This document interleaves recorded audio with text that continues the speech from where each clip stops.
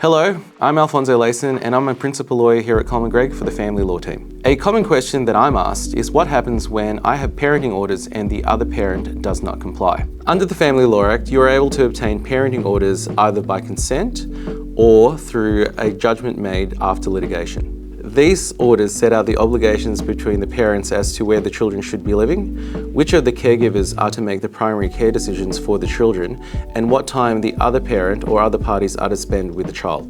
These orders are integral to ensure that there is appropriate scaffolding to maintain this regime between the parties. Unfortunately, and notwithstanding that these orders are in place, sometimes parents do not abide by these regimes, which then causes distress and uncertainty for the children subject to these orders.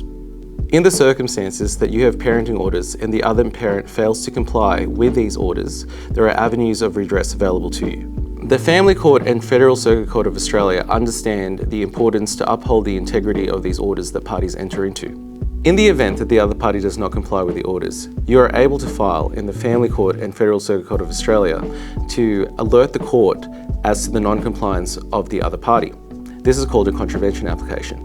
The filing of a contravention application allows for one party to alert the court as to 5 breaches of the consent orders that the other party has failed to comply with.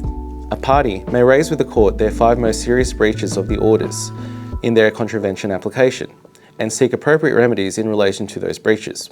These may include make-up time, seeking payment for monetary loss for events that have been missed, or in a very serious event, the revisiting of these orders to ensure that the compliance can happen in the future. After one party files for contravention, the other party is invited to respond to the court and explain as to whether or not they had a reasonable excuse to breach the orders that were in place.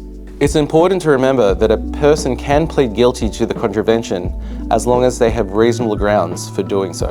The timing of the contravention is also important because should the contravention occur within 12 months of the sealed orders being received, then you are exempt from attending mediation, which is a preliminary procedure to filing in the family court. If your orders have been in place for more than 12 months, then you are required to attend mediation in order to discuss the contravention with the other party prior to filing at court to narrow down the issues. It is not uncommon to find yourself experiencing teething issues with these orders, even after the expense and retaining of lawyers to achieve them. Whilst this is frustrating, there are ways that we could assist with your matter prior to filing a contravention application. It may be that the issues can be narrowed via communication as to why the other parent had a reasonable excuse as to not complying with the orders. If you're in a position where the other party is not complying with the orders, or you feel yourself that you can't comply with the orders that you have, then it is important that you speak to a lawyer immediately. At Coleman Greig, we can assist you with your consent orders and help you navigate whatever decisions that you need to make at this difficult time.